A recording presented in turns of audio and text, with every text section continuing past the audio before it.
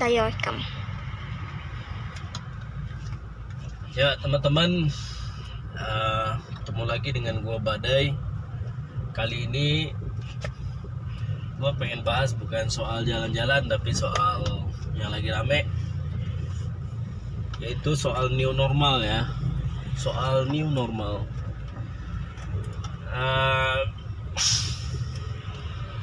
Sebelumnya gua perlu sampaikan kenapa nama akun dari channel ini adalah Psikomo lewat. Maksudnya bukan psikomo yang dibikin kaseto, bukan. Maksudnya lah psiko, mau lewat. Maksudnya mau ngobrolin.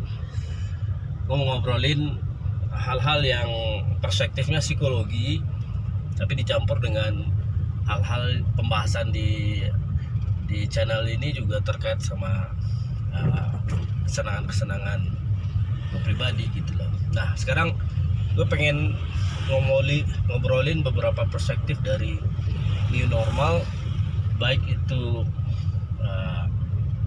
apakah dia dipandang secara psikologi, secara konseptual, ataupun secara evaluasi praktikal kita di masyarakat.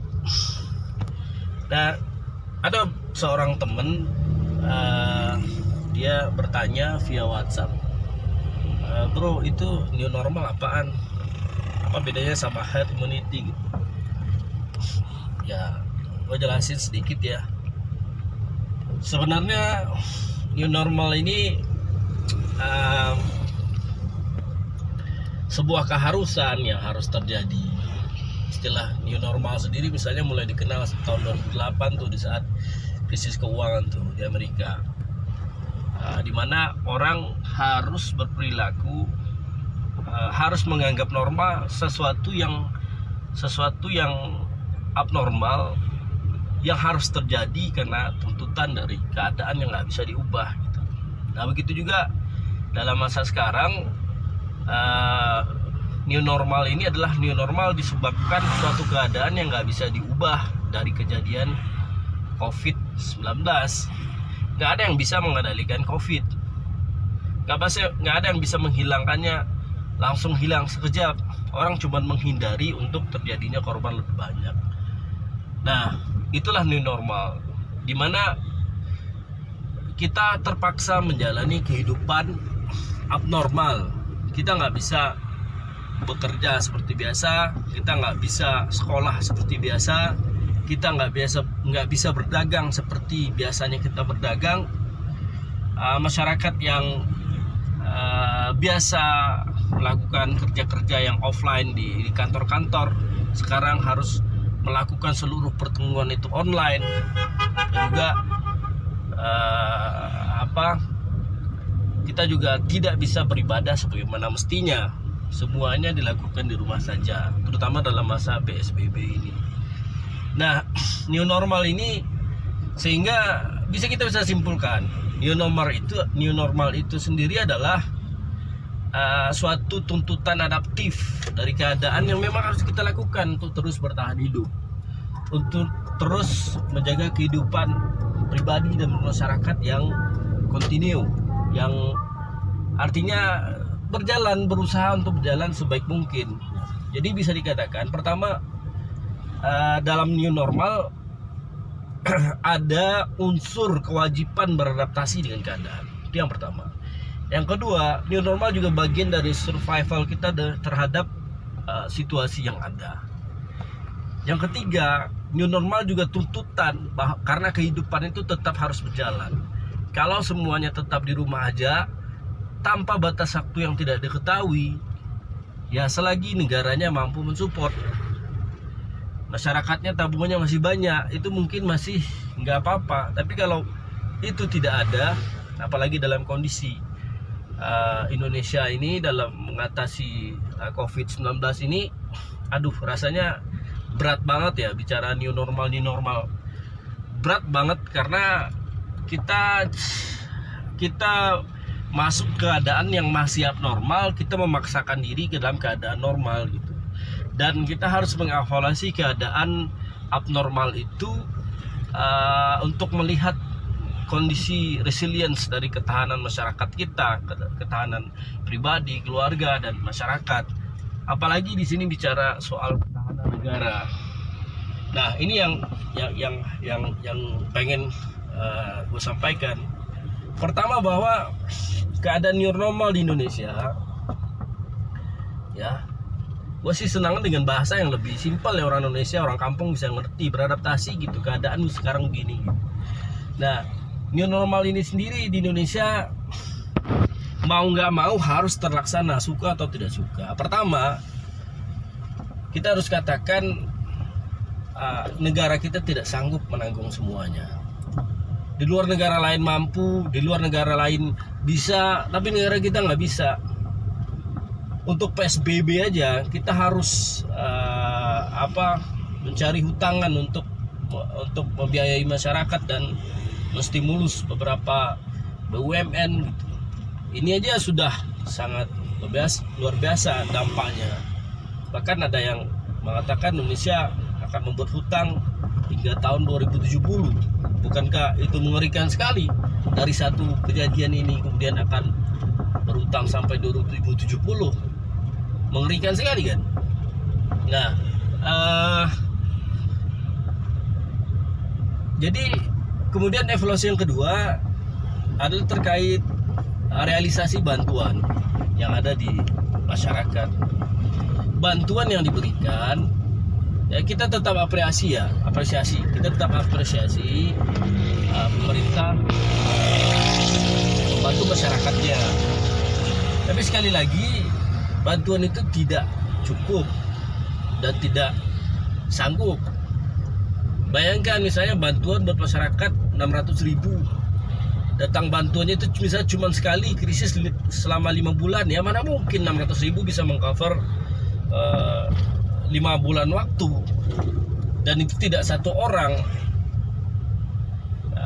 Pernah saya melihat satu penjelasan dari teman yang seorang peneliti di LIPI, bahwa nilai yang mestinya ditanggung oleh pemerintah itu adalah nilai berdasarkan angka garis kemiskinan, bisa mencapai 500 sampai 600.000 per kepala per bulan.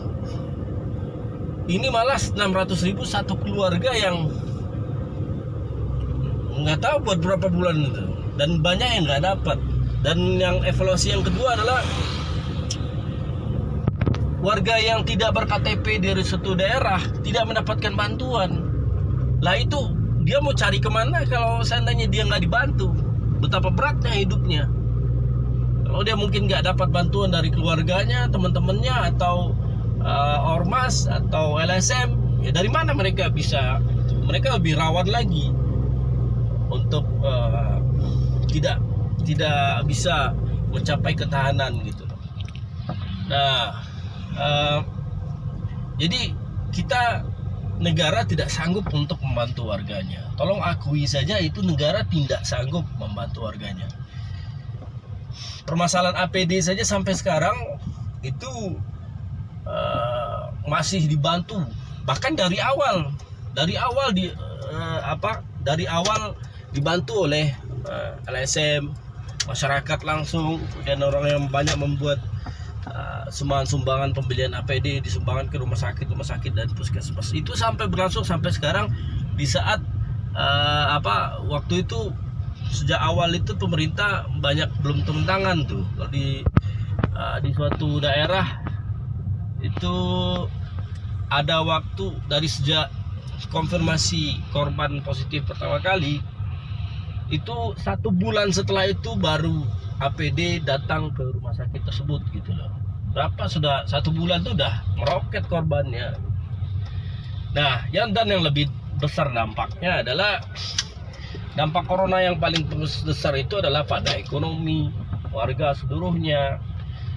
Orang swasta, orang UKM kan nggak dapat stimulus miliaran kayak BUMN itu, nggak dapat. Bagaimana berapa banyak cabang bisnis mereka yang buka? Ada yang bisnis pendidikan, ada yang bisnis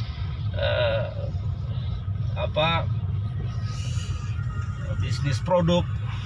Banyak sekali di antara mereka yang karyawannya yang dirumahkan, Itu sudah jadi rahasia umum kita gitu loh.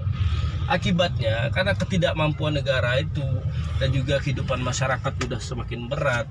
Bagaimanapun sekalipun banyak yang membuli pemerintah, keadaan new normal itu memang harus dilaksanakan. Harus dipikirkan untuk keberlangsungan hidup masyarakat yang lebih baik.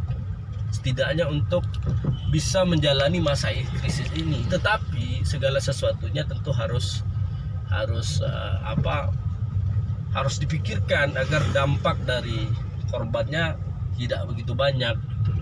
Ini memang tugas berat karena kita mencoba memulihkan kehidupan masyarakat, mencoba memulihkan pemasukan dari masyarakat banyak, sekaligus mempertahankan keuangan pemerintah dalam masa pandemi ini. Jadi new normal itu ya tuntutan adaptasi keadaan ini aja. Keadaan corona yang nggak selesai, pemerintahnya yang nggak sanggup, rakyatnya juga nggak sanggup. Akhirnya apa? Ya akui aja, kita ternyata miskin semua, pemerintah dan masyarakatnya ternyata kita miskin semua, kita nggak bisa keluar dari itu. Dan lebih daripada itu, kita kehidupan itu harus terus berjalan, pendidikan juga harus berjalan. Jadi memang tugas berat untuk memikirkan setiap segmen new normal itu, dalam bidang pendidikan, dalam bidang ekonomi, dalam bidang perdagangan. Memang tugas yang sangat berat. Karena itu ya kita harus sama-sama memikirkan hal ini. Jadi saran gue jangan berburuk sangka pada pemerintah soal new normal ini. Bisa jadi ini adalah tuntutan keadaan, dan gue rasa jauh dari sikap yang sifatnya mengikuti formalitas dari pemerintah, dari WHO atau negara-negara lain gitu. Buat apa gitu loh. Negara-negara yang sanggup aja seperti Korea Selatan gagal melaksanakan new normal sekarang. Gagal yang dimaksudkan adalah begitu new normal langsung membengkak lagi pasien COVID-nya, akhirnya diberhentikan lagi, masyarakatnya dikarantina lagi. Jadi negara selevel Korea Selatan yang menggratiskan rapid test saja buat masyarakatnya itu gagal menghadapi new normal. Kita rapid test saja bayar, mau ke bandara, pernah gua baca berita 500.000 per kepala. Wah, itu orang lagi sulit-sulit dibebankan lagi 500.000 per kepala. Entah itu bisnis, entah memang negara kita nggak sanggup menyediakan gratis, nggak tahu itu gimana caranya. Benar-benar membuat susah masyarakat. Ada lagi berita waktu dibaca, masyarakat pulang bermotor naik kapal, surat-suratnya nggak lengkap, kemudian harus dibebankan rapid test 300-350.000. Bayangkan masyarakat kecil itu juga penghasilannya berapa gitu. Mungkin uang yang mereka pegang adalah sedikit uang untuk bertahan hidup. Bagaimana caranya membayarin rapid test gitu? Nah, ini memang sudah keadaan kita. Kita jujur aja mengakui bahwa negara kita nggak sanggup, masyarakat kita nggak sanggup, ya. Daripada kita berpikir spekulasi ada bisnis di tengah pandemi dan segala macam, maka kita harus pikirkan bagaimana segala sesuatunya berlangsung setidaknya berapa persen dari normal kehidupan kita yang biasa gitu. Berapa normal kehidupan kita yang biasa, karena kita nggak tahu kalau mau dilaksanakan new normal ini sifatnya temporer atau long term.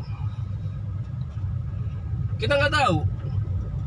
Yang ada adalah kita mencoba untuk hidup semaksimal mungkin untuk menuju normal yang dulu. Itu yang bentuk new normal ya, karena akhirnya karena kita nggak bisa mengubah keadaan coronanya, kita bisanya cuman mengubah pikiran kita, mindset kita merubah gaya berpakaian kita harus pakai masker, harus tertutup. Kali aja coronanya nempel di mana-mana. Biasa bersih-bersih, cuci tangan, mengurangi berkumpul-kumpul dengan banyak orang. Ya itulah new normal yang baru.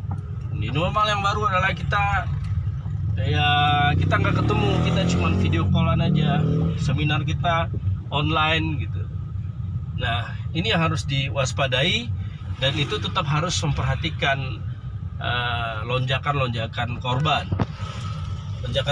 korban yang ditimbulkan dari COVID-19 ini. Sekali lagi, itu memang harus kita lakukan sebagai tuntutan adaptif, tapi juga harus memperhatikan aspek-aspek ketahanan masyarakat secara keseluruhan, yang juga menjadi kunci dari